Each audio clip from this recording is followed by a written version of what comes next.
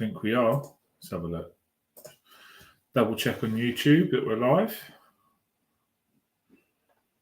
Yeah, it's looking good. Okay, brilliant. Double check on YouTube. Yeah, there I am. Good evening. I'm just going to put this on Twitter now that we're live. There we go. Cool. Okay. Hello. How you doing? I hope you're all okay. It's been a while since I've done one of these. I'm going to be doing a stream tonight for an hour or so, just talking about a few bits and bobs. There's quite a lot that I've written down here. So, yeah, we'll just see how we go. It's been about a year. Well, no, but not about a year. I think it was after I went to the Tottenham v Wolves game back in February that I last did one of these. So, yeah, I've moved house now. Things have calmed down a little bit, and I thought, yeah, let's do one. So, quite a lot that I want to talk about tonight. If you want to get involved, I believe that there's a live chat option. You can post a comment, ask me a question, anything like that. There's a few bits I'm going to be talking about in the stream, but we can sidetrack from that and do whatever you want, really. So come and get involved whenever you want. I think this is going to be uploaded to YouTube afterwards, so see how it goes. Hope your week's all been okay. It's been pretty busy this week, I think. I think everyone's feeling it a little bit, but at least you're not Liz Truss or Kwasi Kwarteng tonight. Anyway, let's get on to it. As most of you know, I'm a Spurs fan, so we're going to talk about Spurs for a bit. We're going to talk about Liverpool v City, the preview for Liverpool against City. We're going to talk about Nuno potentially going back to Wolves.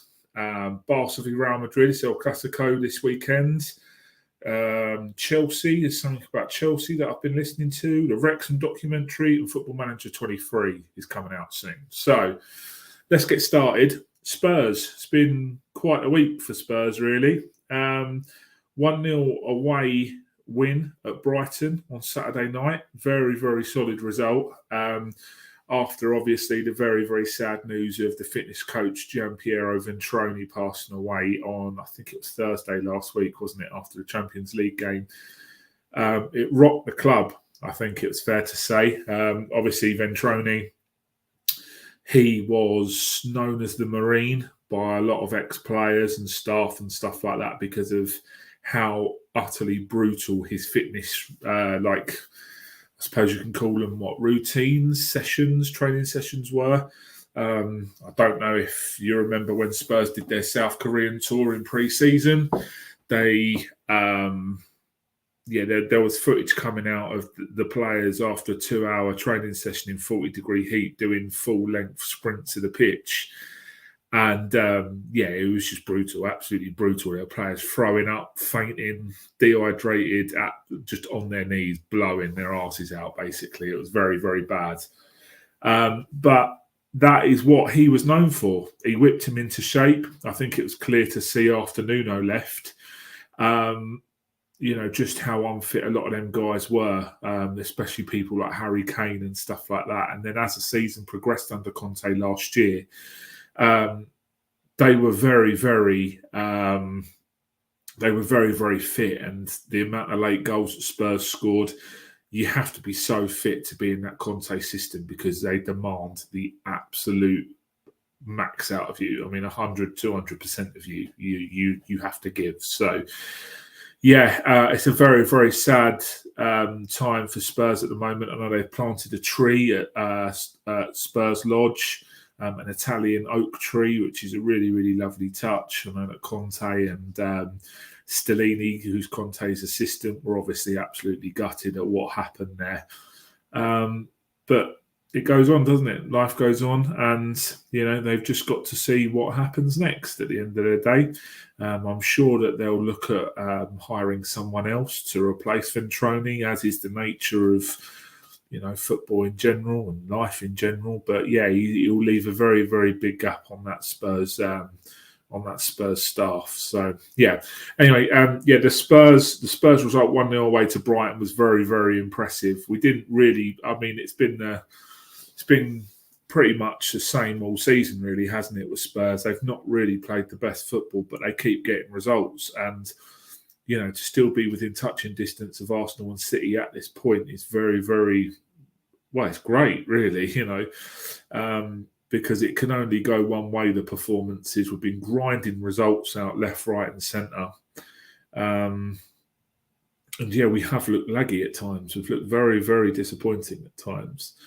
But yeah, that 1-0 result, I was really pleased with that, because Brighton are no mugs. I know they've got a new manager in De Zerbi at the moment. He's putting his own stamp on that team. But yeah, to come away with that is fantastic. Absolutely fantastic. Then obviously on Wednesday night, was it Wednesday night or Tuesday night? Wednesday night, wasn't it? Yeah, it was Wednesday night. Eintracht Frankfurt at home in a must-win Champions League game. Again, that was a very, very big result. We had to get something in that game after, the really disappointing defeat at Sporting in Lisbon, and then the draw away in Frankfurt left us with quite a lot of work to do. I know we beat Marseille at home, didn't we? But we really needed to get a result in that game on Wednesday night, and luckily we did 3-2. Frankfurt took the lead, which obviously isn't great. I think a lot of people were thinking, here we go again, sort of thing. Conte's record in Europe isn't great at all. But yeah, I thought it was fantastic. Obviously Sonny come to the rescue. Kane and Son linked up again. Sonny put his goal away really, really well in the first half. Then there was a penalty, wasn't there, that Harry scored. And then Sonny scored an unbelievable, and I mean an unbelievable volley. If you watch it, the crossover from Højbjerg, who I'll talk about in a minute, lovely little pass into the box around the penalty spot. It drops perfectly onto Sonny's foot, on his left foot, and he has rattled it in, absolutely laced it in on the volley. Such a lovely goal to watch. And yeah, it wasn't easy. Frankfurt had a player off in the second half, and I thought, yeah, here we go. We'll really motor through this now. But right until the very end, we didn't look great, to be honest. Again, I think Conte made a mistake with the substitutions. He bought off Sonny and Richarlison in the second half. I know he bought Brian Gill on, but I'm not the biggest fan of Brian Gill, I've got to be honest. I think he's way, way, way too lightweight for the Premier League. He gets thrown around like a ragdoll in some games. But he did win the penalty, to be fair, which Kane missed. When he missed that penalty, I don't think you're a Spurs fan if you didn't think, right, we're going to lose this game now. But yeah, I thought we did really well. And obviously that is a much, much needed win, because we're top of the group now on 7 points, I think it is. Yeah, 7 points. We've got one more home game against Sporting Lisbon. And we've got 2 away games, one in Marseille, which will be extremely difficult. And what's the other one? The away game against Marseille. We've already played Sporting away.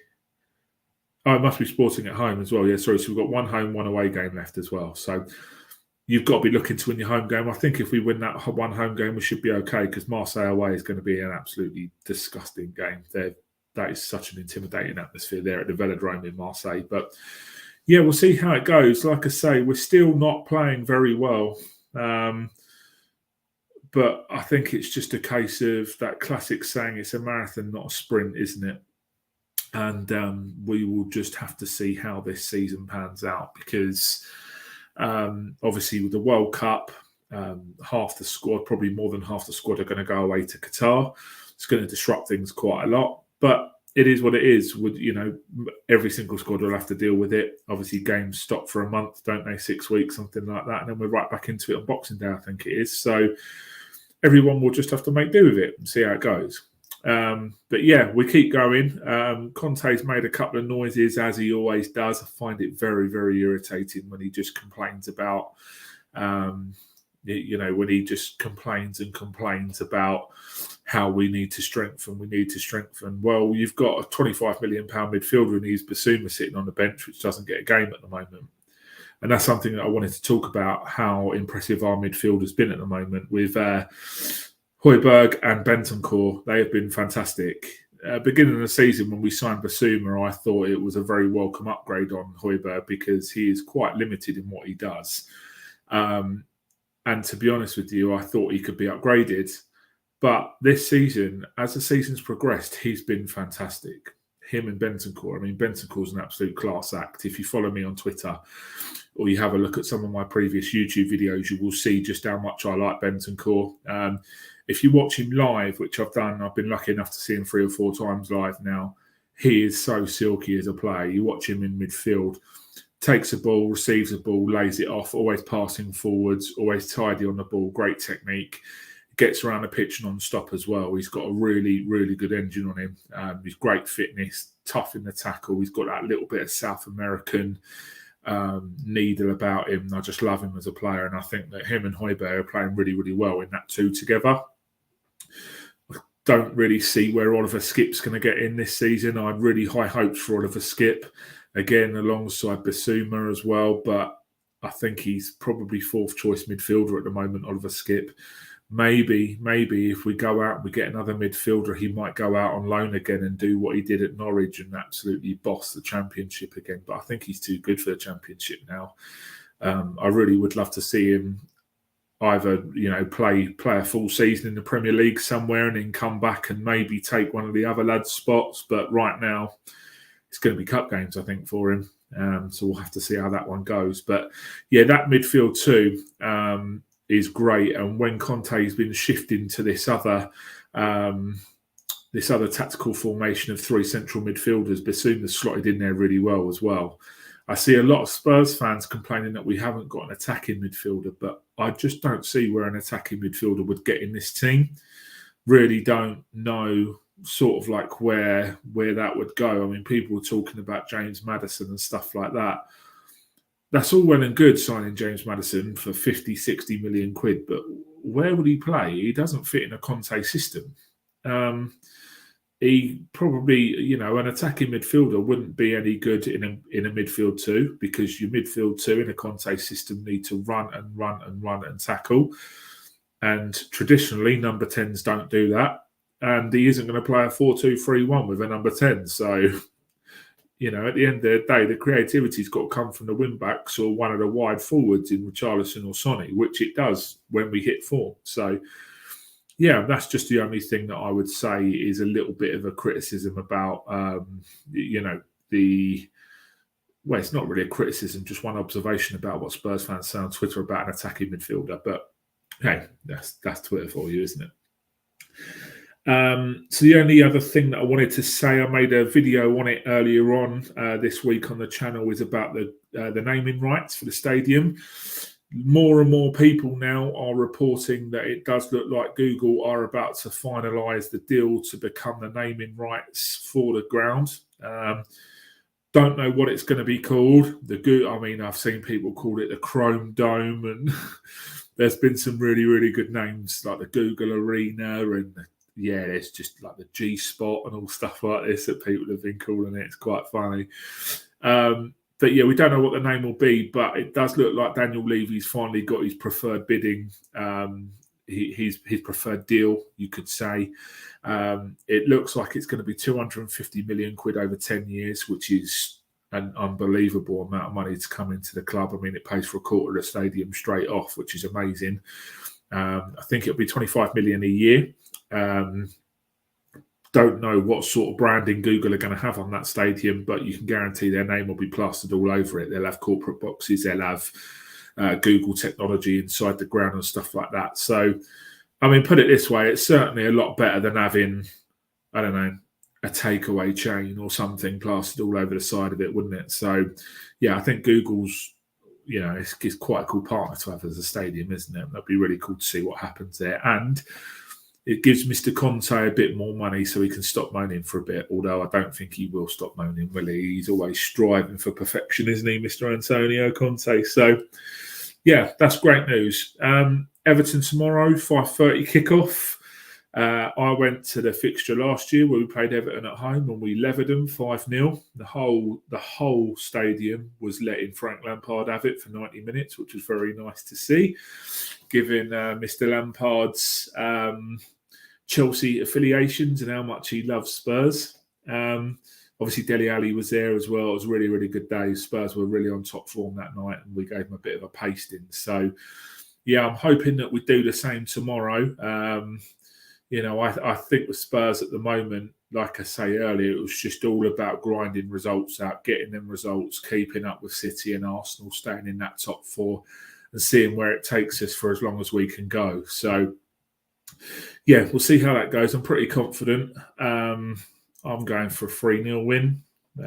I know that Everton are steady at the back, but away from home, hopefully, Spurs can capitalise on the strength of the squad compared to Everton. So we'll see how that goes. So that's the Spurs coverage.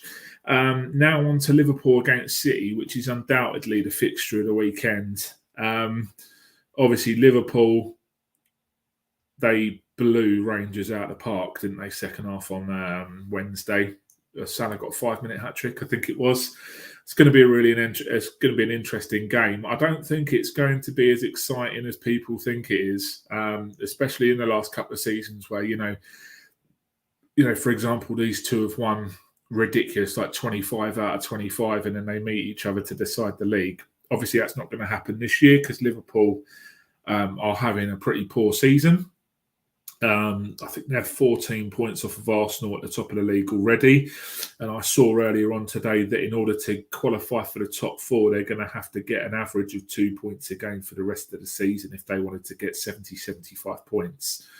So that's going to be really, really interesting to see how that goes if Liverpool can really rally round. But again, they haven't got the players really at the moment. I know that Trent Alexander-Arnold's out for a couple of weeks. Luis Diaz is out for over a month.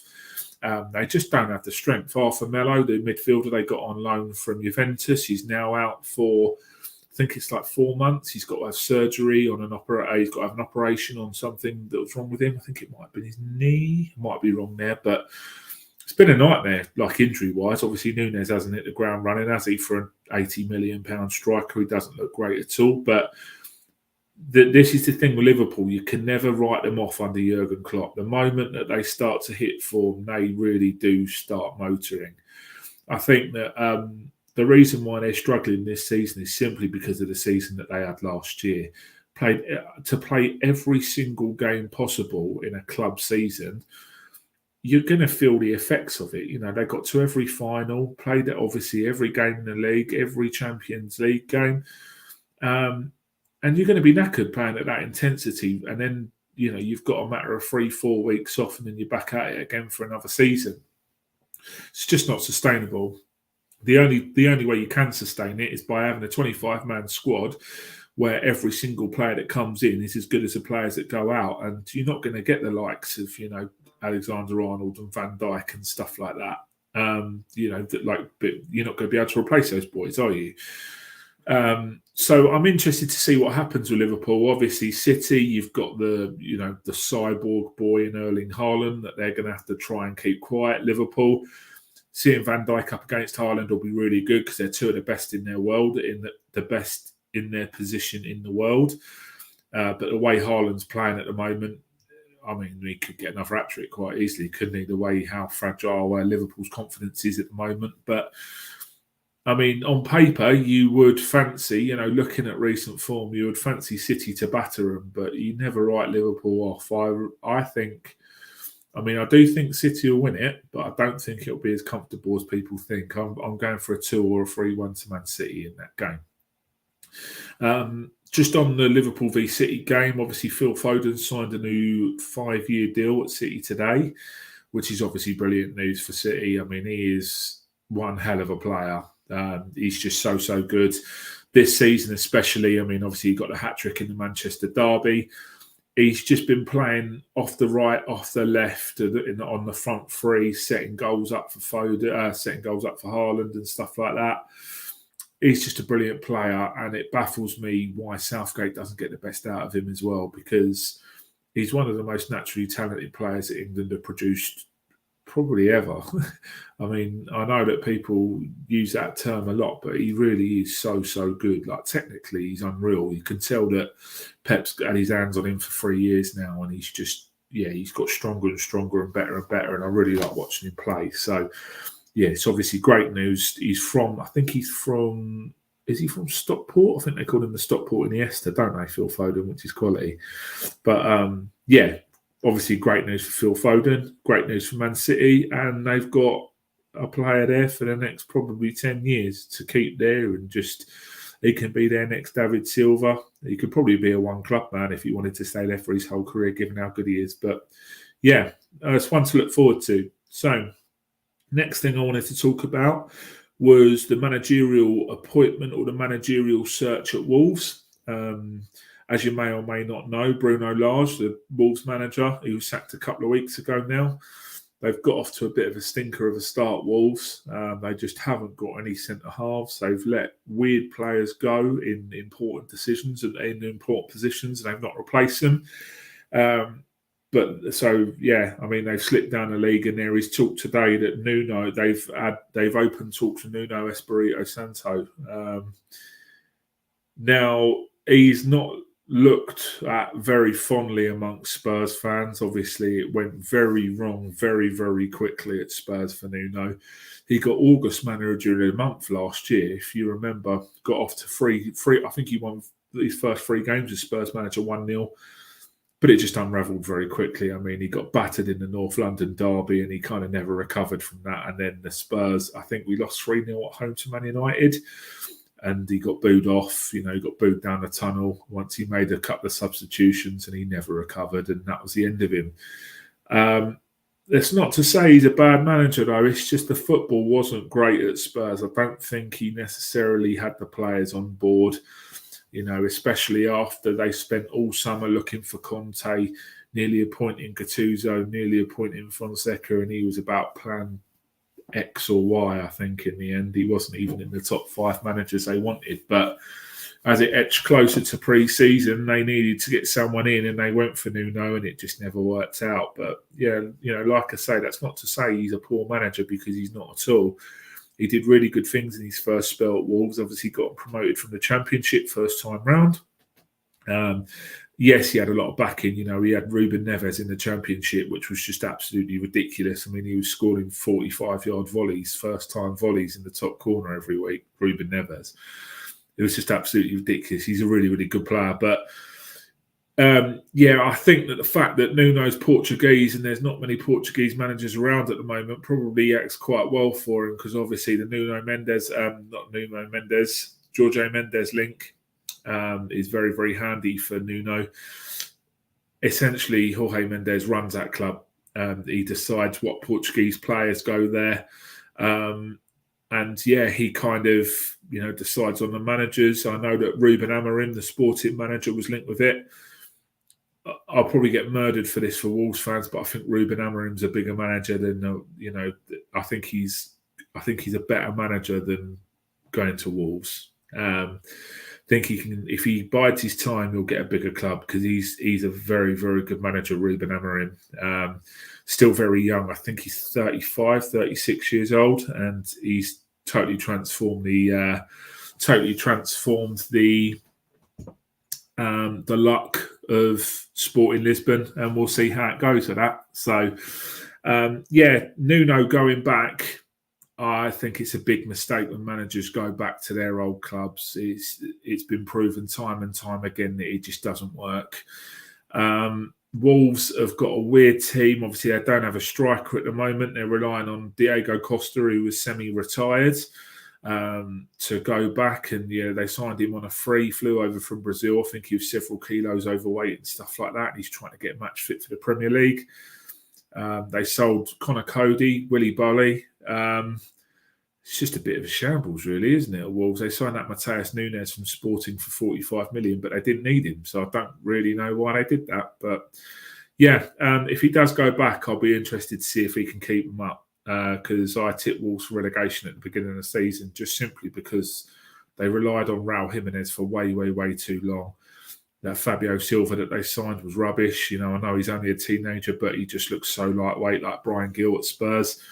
And their recruitment at times looks very, very dodgy. So, we'll see if Nuno goes back. If he does, it'll be very interesting to see how he gets on.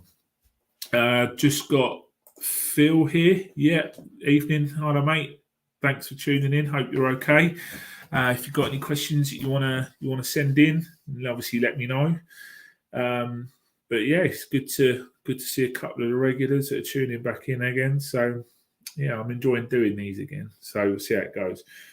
So there's a couple of bits that I wanted to talk about in regards to Chelsea. Obviously, being a Spurs fan is probably not the best idea talking about Chelsea for too long. But if you listen to the Athletic podcast, it seems as if Todd Bowley, their new chairman, co-chairman, joint chairman. I know there's a couple that run that club now. They seem to be in the running for the next Amazon All or Nothing series. So obviously, as you know, the All or Nothing series, they plaster cameras absolutely everywhere around the Premier League club, the training ground, the stadium, the dressing room. It's a fascinating insight, and they've done it at quite a few clubs now. Obviously, Spurs have done it, City have done it, Arsenal have done it. Probably missing one. But yeah, it's amazing to see the access that they get. Obviously, Arsenal's one has come out. When did that come out? A couple of months ago, didn't it? And annoyingly, I found it really interesting to watch. I love these football documentaries. I think they're just so interesting to see how elite level football clubs operate, to see the managers do their thing on a daily basis, to see what these players who are getting paid hundreds of thousands of pounds a week, what they're like when you're not, shoving a camera in front of them.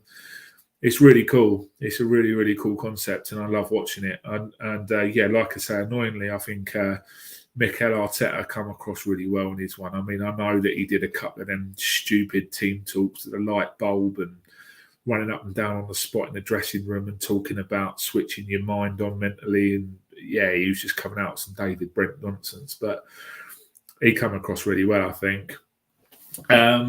So yeah, we'll see what happens with that. I know that I can't remember who it was that mentioned it on the Athletic podcast, but they were saying the reason why there is now a real openness to do this is because of the American market. Obviously, Todd Boehly wants to get Chelsea as profitable as possible. Apparently, Amazon approached Chelsea a few years ago, and Roman Abramovich said there is absolutely no way it's happening on my watch, not one chance, and they rejected a couple of turnbacks for that. But now Todd Boehly's there. They have opened up the possibilities. That would be really interesting to see what happens. Obviously, they've got Graham Potter there as manager now. Looks like he's there for the long term. So we'll see what happens with that. It'll be really interesting to see. Got a message from Elena. Hi, Elena. What do you make of the Mbappe situation at PSG? It's funny you should say that because I've actually got that here. I was going to talk about that in a second, but that was really good timing. So I'll talk about that now. So from what I've been listening to, there's a couple of podcasts that I listen to. The Athletic podcast is really good. And there was a couple of bits and bobs on BT Sport over the weekend where they were talking about it as well. And I've been reading it this week. So it seems as if Mbappe does definitely want to leave.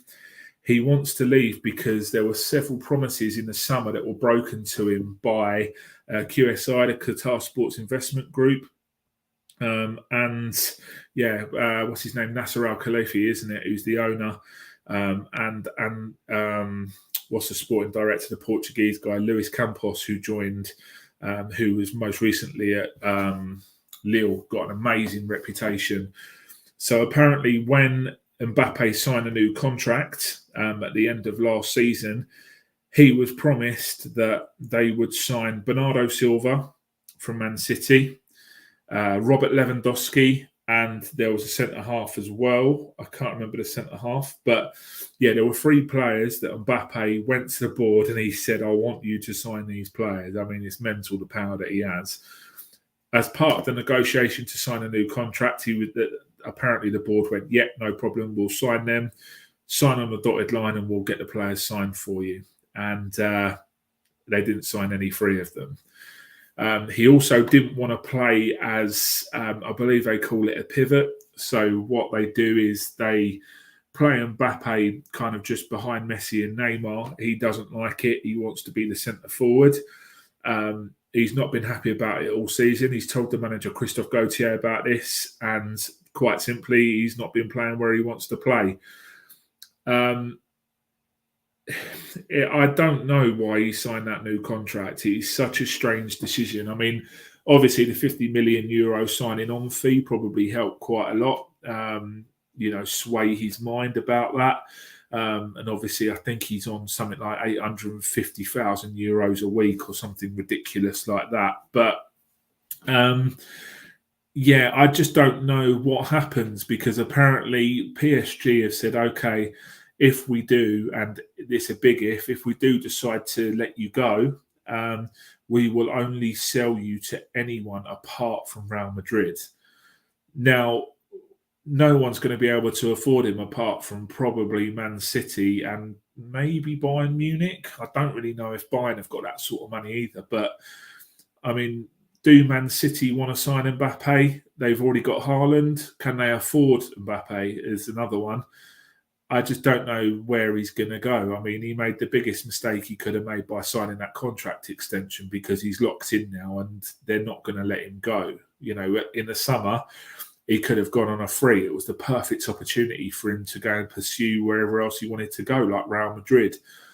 But he got sucked into the glitz and the glamour and the promises. They haven't kept the promises, and now he's there throwing a strop. It's just a bit of a shambles, really. It's just that club are just ridiculous. They've got all the money in the world. Just when you thought, you know, you'd go and sign Gautier, who's one of the most promising coaches in Europe. He won the league with Lille a couple of years ago. Gone and signed Campos, who is an unbelievable sporting director, and he's brought all these young midfielders, young energetic players in. It looks like the project is turning to ash already. You know, there's talk that, you know, if Mbappe goes, then Christophe Gautier goes, and if Gautier goes, then Luis Campos is going to walk. And how many reboots of this project are the Qataris going to fund? Because, I mean, I don't think they're going to win the Champions League this season. They look a mile off winning the Champions League again. You know, obviously you've got Neymar in that dressing room who started the season really well, but it only takes one incident for him to go like that. You saw how they reacted over that penalty that I think Mbappe wanted to take or Neymar wanted to take, and the other one who didn't get it was liking tweets about the other one moaning about not taking the penalty. It's just ridiculous. And whilst you have that ethos and those egos at that club, they're not going to achieve anything because they've created a culture at PSG where the player decides most of the decision, you know, decides most of the signings, most of the staff changes. You're not going to achieve anything. So if I was to guess, I think he'll probably stay until the end of the season, but he'll make it so toxic for himself that eventually he will go and the club will let him go. But whether Real Madrid cough up the money to get him, because it's going to cost a couple of 100 million to get him now, on top of his wages, I just don't know what will happen. So hopefully that answers your question, Elena. We've got Greg. Good evening, Greg. Spence, should he be given starts for Spurs? Don't know if you saw Antonio Conte's comments on Jed Spence the other day, but it wasn't great at all.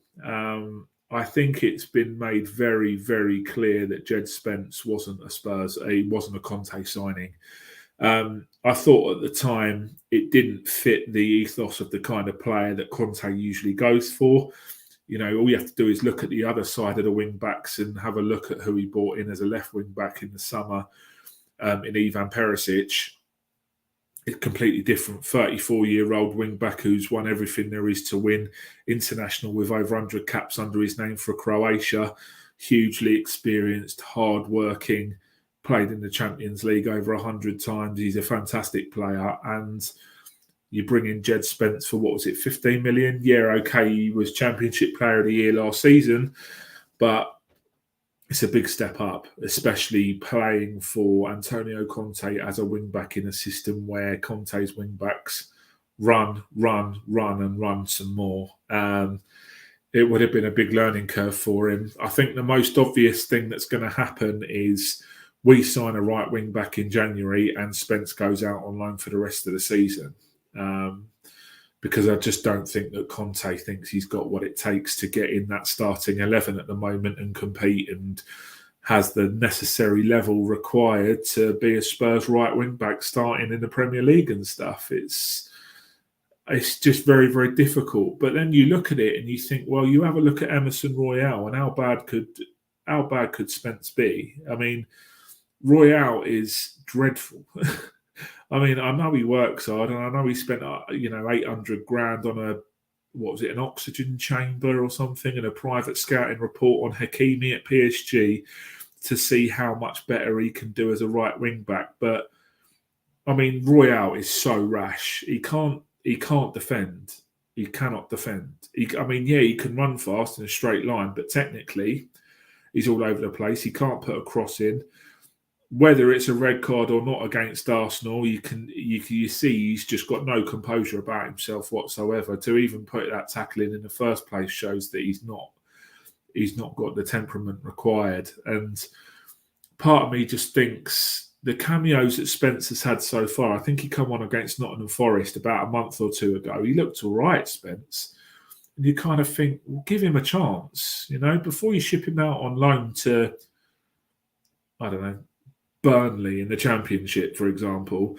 Give him a chance in the Prem. He can't be much worse than Matt Doherty or Jed Spence, can he? It's a bizarre one. It really is. And I feel a bit sorry for him because I think he was brought to the club on false pretences, because it's going to be a few seasons until he even gets a sniff probably in some games as a sub. But we'll see how it goes with Spence. I can't see him getting a game. I think he'll go out on loan and he'll go for, well, I wouldn't be surprised in the slightest if he goes back in for a Dharma Traore or something like that, because like I just said, Conte requires very certain attributes to become a right wing back. You just look at the ones that he's had previously in Hakimi and Victor Moses.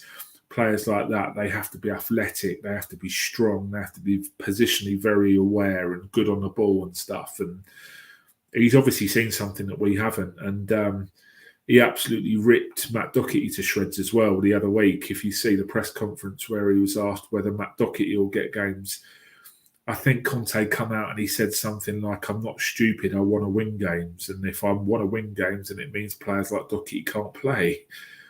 I mean, what?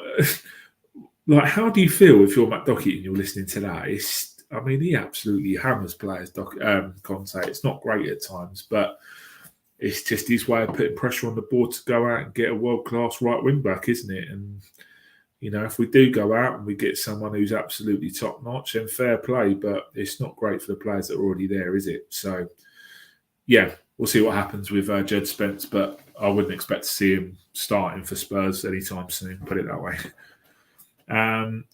Phil's replied to Greg. He put, yes, Greg, how much worse can he be?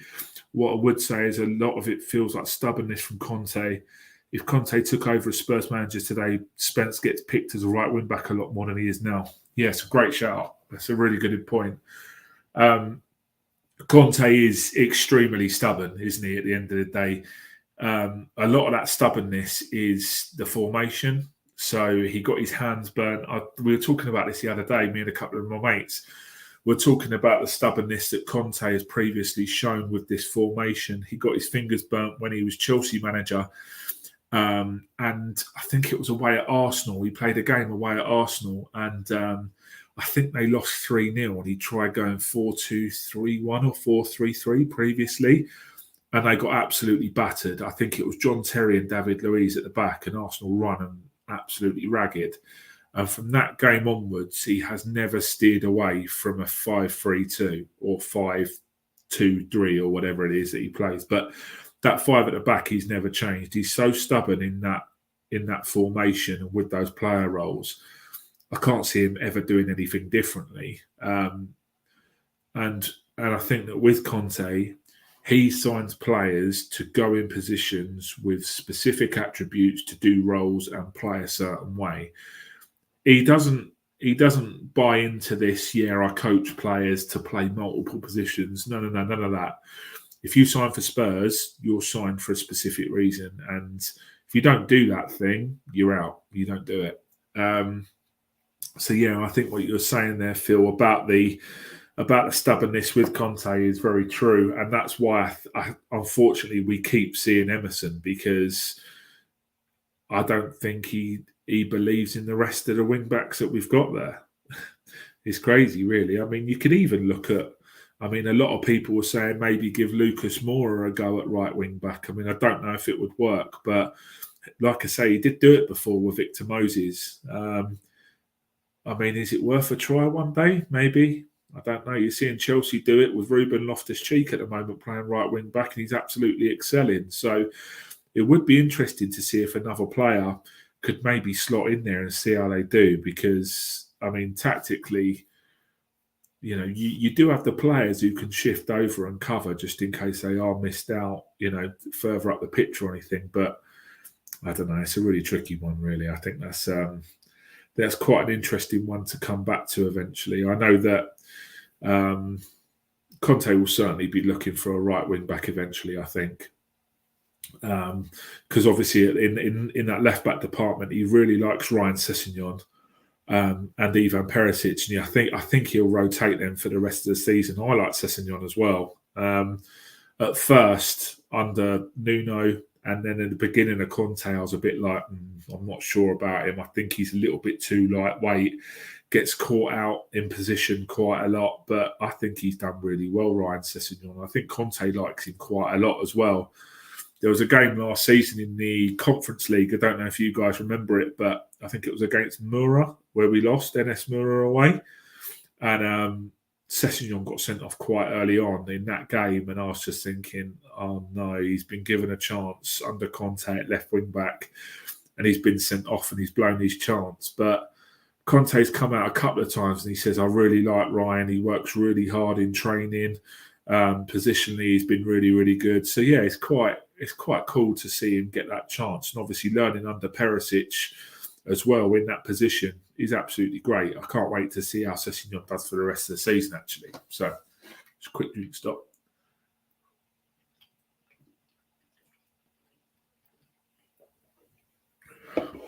Right.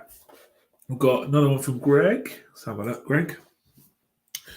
The last 10 minutes on Wednesday is the exact reason why we should never have given up against Arsenal. Get a goal back, even with 10 men, and the opposition will get nervous. There's always a chance.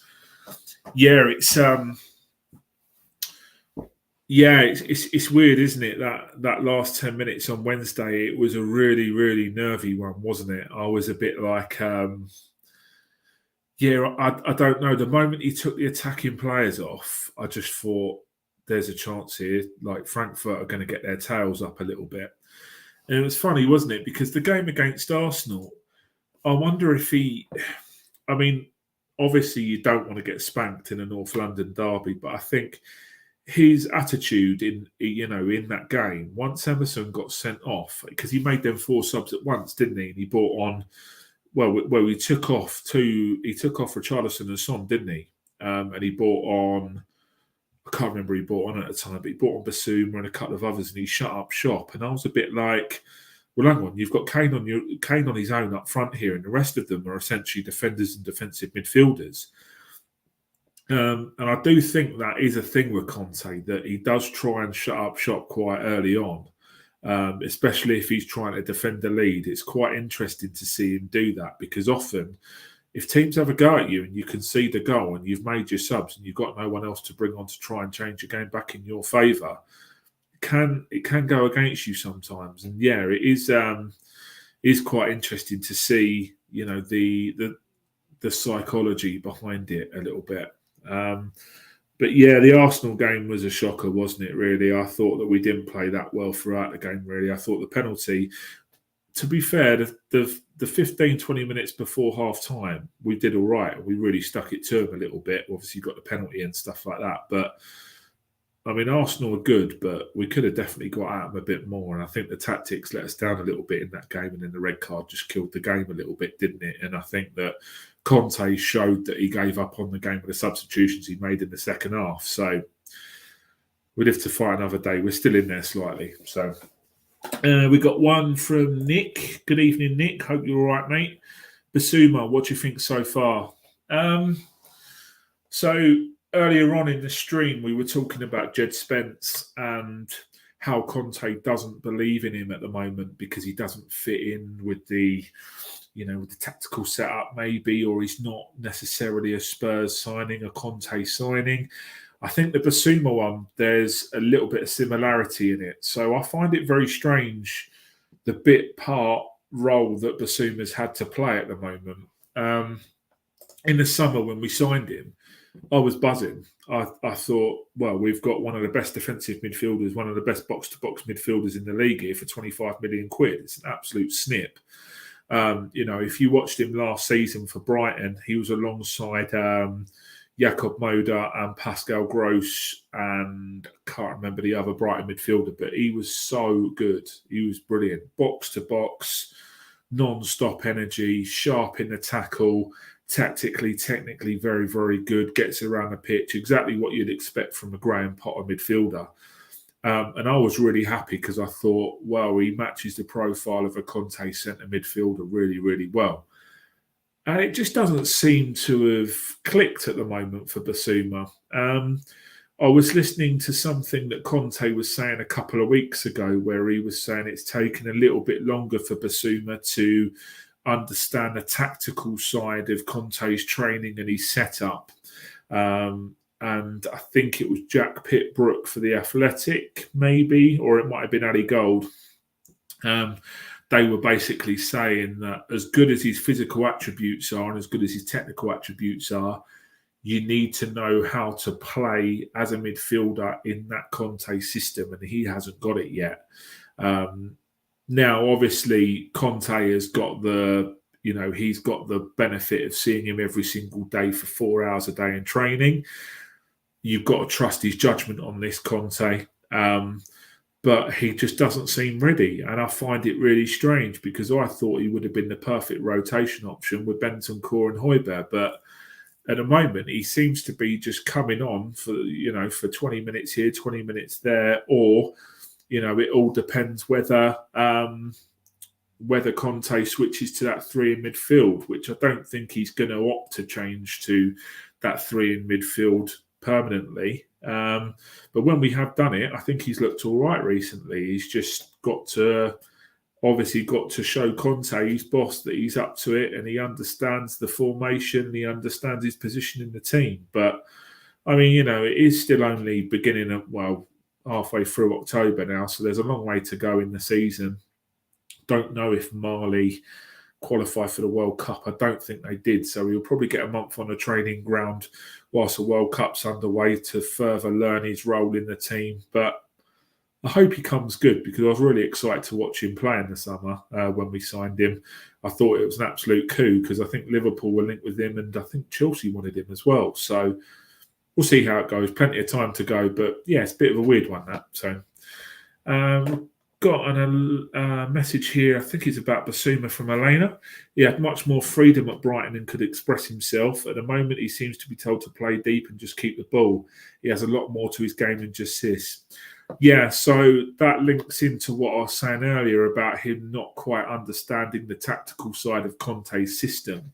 Or, you could flip that on its head a little bit and say, well, yeah, actually, he's being told to do a very, very specific job. Again, it's going back into that Conte tactical formation and setup, isn't it? Where if he signs you as a player, he's signing you because you've got to do a specific job in his starting 11. And if you sort of like stride away from that and you express yourself a bit more, or you do something that he doesn't want you to do, and you put the possession under pressure, then you're going to be out of the team. And maybe that's what he doesn't like at the moment. Maybe he's because I know that Graham Potter liked his midfielders to get on the ball and go forward and spread the play and express yourself a bit more. You just need to have a look at Conte's two central midfielders in his system of Højbjerg and Bentancur. They don't really do that too much, to be fair. They recycle the ball, they win the ball, get their foot in, win the possession, and get it up to the front two lads or the wing backs who'll do the rest of the attacking work. So, yeah, it's like what I was saying just now. I think it's a case of him having to learn the position and learn the role a bit more before Conte can. I mean, is it down to trust before Conte can properly trust him and put him back in this team? Yeah, it's a strange one. I really don't know what's happened there. So, looks like we've got a bot there. We'll block that. I think that's worked. Yeah, cool. So yeah, it's an interesting one, Elena, there. Thanks for that. About the being able to express himself a bit more, because he is very good technically, like I was saying previously. And we'll just have to see as the season progresses whether we'll pick up an injury or anything like that. Because again, Oliver Skipp hasn't had a shout in the squad this year, and I love Skipp. I thought, like when Skip come back from his loan spell at Norwich, I thought he'd be absolutely brilliant, but it's just not falling for him. I think that injury last year really hampered his progress a little bit there. I was really disappointed to see that, but hopefully eventually he'll work his way in. We'll see what happens. Is there anything else just on here? Just quickly, I don't know if any of you guys have been watching it, but the Wrexham documentary on Disney Plus is so good. It's if you're not from the UK or you don't know what the Wrexham documentary is, basically Rob McElhenney, who's one of the characters in It's Always Sunny in Philadelphia, and Ryan Reynolds, obviously Deadpool. They are two American actors, multi-millionaires, who have decided to buy a non-league Welsh club, Wrexham, in England, and it's basically like an all or nothing, but for Wrexham, and it's so good, it's so funny, so interesting, and it really highlights just what a black hole of money owning a non-league football club is. You know, there's some parts in it where, you know, they pump the money in, they're paying a League One striker $4,000 a week to drop down 2 leagues, and he's banging in the goals, and he gets injured and he gets sent off and stuff. It's just brilliant. It's so funny. Obviously, Ryan Reynolds is hilarious. Rob McElhenney's really funny in it as well. I'd highly recommend watching it on Disney Plus if you haven't watched it already. It's just, yeah, it's fantastic. It's really, really good. So, yeah, just sidetracked there a little bit. Is there anything else to talk about? We've got any more questions? Think we're good. Yeah, this is a bit about Jed Spencer, which was interesting. Basuma. Obviously, we made the Romero signing permanent now, which is fantastic. I mean, I love watching Romero play. One thing I was going to talk about as well is Clement Longley, and a Barcelona defender who come in on loan for the rest of the season. I think he's been really, really good up to now. I think obviously it took him a little while to get up to fitness and get, you know, integrated into Conte's plans, but he's taken up that left-footed left side centre half spot, and I think he's been really good in the last couple of weeks. He's a very classy centre half. He doesn't do anything. He doesn't stand out, but he's solid. And I think it just goes to show how harshly treated he was at Barcelona, because when we first signed him in the summer, I mean, he joined from Seville for 40 million quid, don't forget. So he's no mug. This guy's a French international who was a centre half for Barcelona. So he's a very good player. And he seemed to get quite a lot of stick for making quite a few mistakes at Barca. But he's joined Spurs, and Conte's worked his magic on him, because in the left-hand side of that back three, I think he's been really good. And I hope that we might have hope that we'll have an option to make that permanent eventually, because I think he's been a really, really good addition. Obviously, we wanted to go for Bastoni or Josko Gvardiol, didn't we?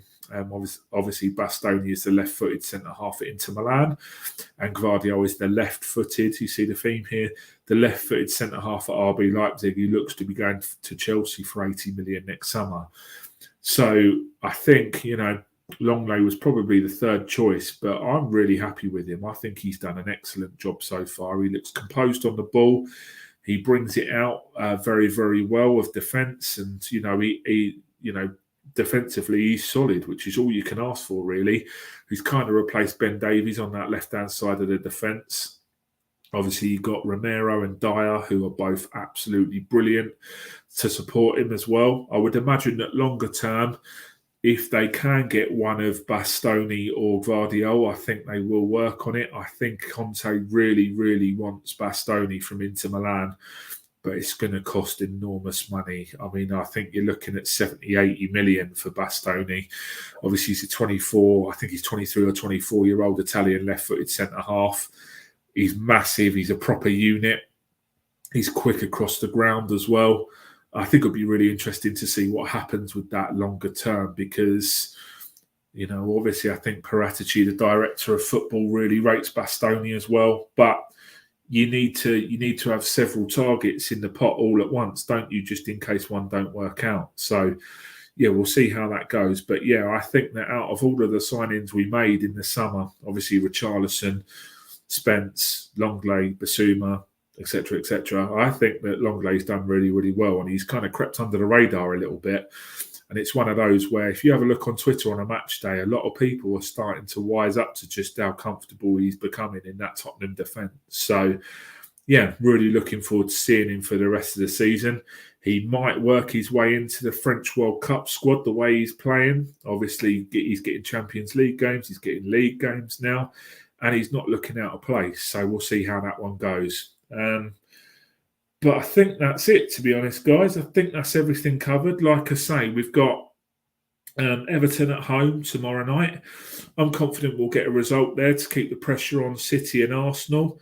If Liverpool and City can draw at the weekend, that'll do us no harm whatsoever. But yeah, I think that's about it. Unless there's anything else, I'll stay on for a couple more minutes just in case there's any other questions that you guys want to ask. It's great to see some familiar faces in the comments yet again. It's always good to talk to you guys. I've missed talking to you, and I'll be doing a lot more of these over the season now. So I think that's everything we've covered. Obviously, Liverpool City, Nuno, potentially going back to Wolves. Oh, it's El Clasico this weekend as well. Barcelona versus Real Madrid. I don't know if you guys follow Spanish football very much, but Barcelona look to be clinging on to staying in the Champions League by the skin of their teeth at the moment. Obviously, Juan Laporta, the Barcelona president, sold off, I think it was 20-30% of the club for 700 million quid in the summer. And it's not worked. And they're probably not going to get out their Champions League group, and they're going to have big repayments to make on players, on wages. It's just a nightmare there. So we'll see how that goes. Obviously, Real Madrid are no mugs whatsoever. So El Clasico will be really interesting because the pressure is just starting to creep up on Xavi there a little bit. I think last year was seen as a bit of a free hit for him. But if he loses this El Clasico by quite a few goals and he goes out of the Champions League group stages, his head could be on the chopping block before long. I know he's a club legend, but that doesn't really mean a lot when you owe £1 billion to the tax man, does it? So we'll see how it goes. But yeah, that's on. I think that's on Premier Sports, that one, because they won the La Liga rights this season. So that's just about it. I think that's everything. Just coming up to the hour mark, so I'll leave it there. It's great to talk to you all. I hope you all have a great weekend. I'll be making some videos over the weekend, and yeah, just catch me on my social media. On my Twitter, it's at JordanPomeroy00. I'll just put that on there now. Just one sec. But yeah, if you follow me on Twitter, then yeah, that'll be good. I can talk to you guys. It's always great to talk to you. Have a great weekend, and I'll see you soon. Take care. See you later.